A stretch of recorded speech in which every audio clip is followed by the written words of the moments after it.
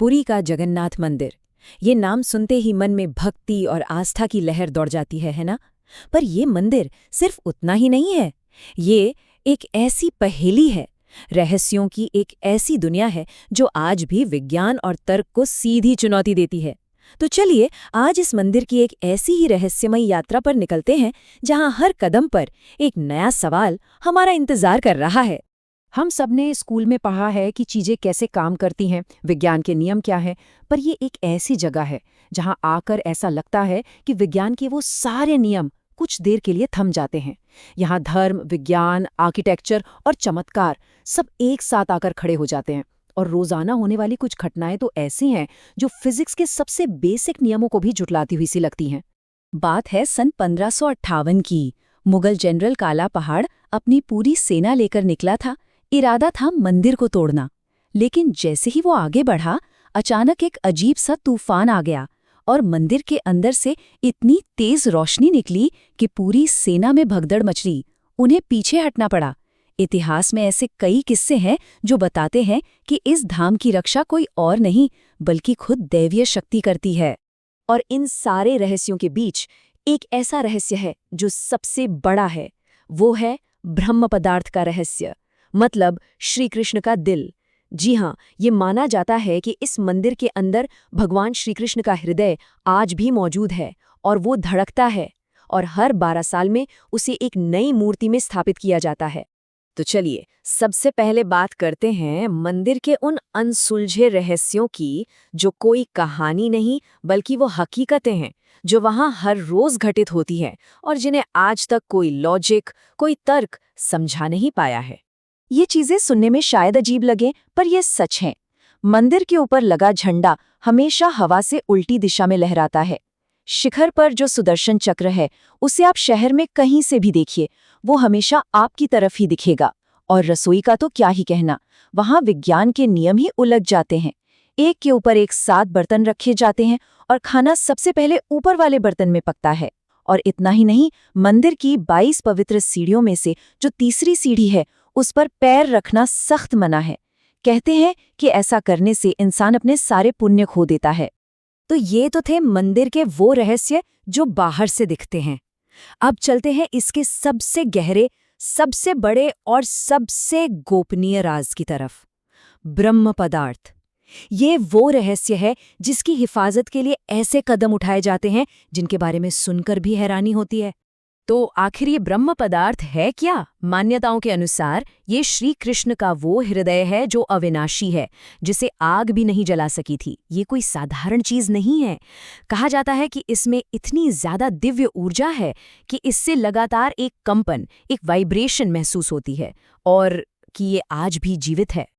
हर 12 साल में एक रस्म होती है जिसे नवकलेवर अनुष्ठान कहते हैं। इसमें इसी ब्रह्म पदार्थ को पुरानी मूर्ति से निकालकर एक नई मूर्ति में स्थापित किया जाता है। अब जरा सोचिए, ये प्रक्रिया इतनी ज्यादा गोपनीय और खतरनाक मानी जाती है कि उस रात पूरे के पूरे शहर की बिजली काट दी जाती है। पूरा शहर अंधेरे में डूब जाता है। फिर एक पुजारी, जिनकी आंखों पर पट्टी बंधी होती है और हाथ मोटे कपड़े से ढके होते हैं, वो सिर्फ महसूस करके, सिर्फ छूकर उस पवित्र चीज को एक जगह से दूसरी जगह रखते हैं। और ऐसा क्यों?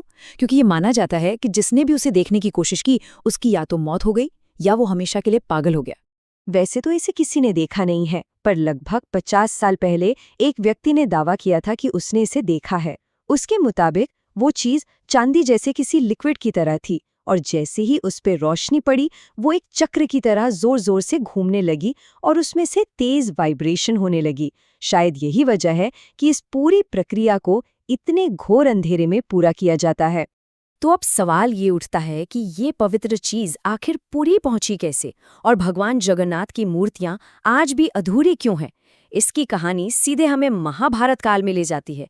चले देखते हैं कि ये सब शुरू कैसे हुआ। कहानी शुरू होती है श्री कृष्ण के देह त्याग से। जब उनके शरीर का अंतिम संस्कार किया गया तो उनका पूरा शरीर तो पंचतत्व में विलीन हो गया, पर उनका दिल, वो धड़कता रहा। आग उसे छू भी नहीं पाई। तब अर्जुन ने उसे एक लकड़ी के बक्से में रखकर नदी में बहा दिया। वो बक्सा बहते बहते ओडिशा के तट पर पहुंचा। वहां राजा इंद्रद्युम्न को उसके बारे में पता चला और उन्होंने उसके लिए एक भव्य मंदिर बनवाने का फैसला किया। तब भगवान विश्वकर्मा खुद एक बूढ़े कारीगर का रूप धरकर आए। उन्होंने शर्त रखी कि वो 21 दिन में बंद दरवाजे के पीछे मूर्तियां बनाएंगे और कोई अंदर नहीं आएगा। लेकिन शर्त टूट गई। वो बीच में ही चले गए और मूर्तियां हमेशा के लिए अधूरी रह गई। और उन्हीं अधूरी मूर्तियों के अंदर आज भी श्री कृष्ण का वही हृदय धड़कता है। ये मंदिर सिर्फ अपने अतीत से ही नहीं बल्कि अपने भविष्य से भी जुड़ा हुआ है। लगभग 500 साल पहले एक ग्रंथ लिखा गया था, भविष्य मालिका, और उसमें की गई भविष्यवाणियां आज एक एक करके आश्चर्यजनक रूप से सच साबित हो रही हैं। भविष्य मालिका में लिखा था कि एक ऐसी भयानक महामारी आएगी जिसमें लोग अपने घरों में बंद हो जाएंगे, बिल्कुल वैसा ही जैसा 2020 में हुआ। उसमें ये भी लिखा था कि मंदिर के झंडे में आग लगेगी और सुदर्शन चक्र एक बहुत बड़े तूफान से टेढ़ा हो जाएगा। और ये दोनों ही घटनाएं हाल ही के कुछ सालों में सच हुई हैं। पर सबसे ज्यादा चौंकाने वाली बात ये थी कि मंदिर के गुंबद पर, जहां कभी कोई पक्षी तक नहीं बैठता, वहां गिद्ध और चील जैसे शिकारी पक्षी आकर बैठेंगे। और ये भी हुआ। क्या ये सब सिर्फ एक इत्तेफाक हो सकता है? तो आखिर में कहानी आकर रुकती है इंसानी शक्ति और दैवीय रहस्य के टकराव पर। इतिहास इस बात का गवाह है कि जब जब किसी ने भी इस मंदिर को अपनी ताकत से या अपने तर्क से चुनौती देने की कोशिश की है, उसे मुंह की खानी पड़ी है।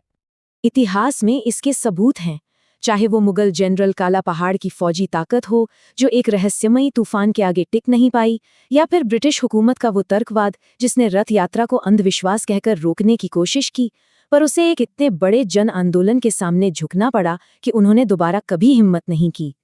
इस मंदिर की शक्ति हमेशा ही अजेय साबित हुई है। तो अंत में एक ही सवाल बचता है, क्या ये सब कुछ सिर्फ इत्तेफाक है या भक्तों की अटूट श्रद्धा का नतीजा है, या फिर क्या वाकई कोई ऐसी शक्ति है जो इन सब चीजों को चला रही है?